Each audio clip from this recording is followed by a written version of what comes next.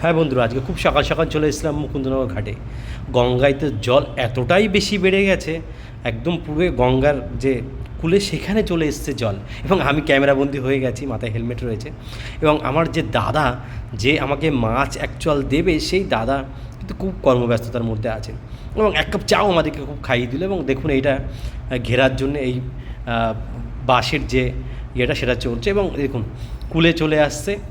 আমরা অপেক্ষায় আছি কী মাছ দাদা নিয়ে আসবে, সে অপেক্ষায় আমি আর ভাই বসে রয়েছি, অপেক্ষারত অবস্থা আছে। এবং নৌকা কিন্তু অনেক নৌকা এখানে বাঁধা আছে, শুধুমাত্র আসার অপেক্ষা। এবং আমি কিন্তু একটু গঙ্গার ধারে একটু ছবি তুলতে একটু ব্যস্ত, ছবি না, একটা ভিডিও করে নিলাম আর কি, মানে এটা জাস্ট একটু ভালো লাগার ব্যাপারে। এবং তারপরে কিন্তু রিঠে মাছ নিয়ে নিয়েছিলাম।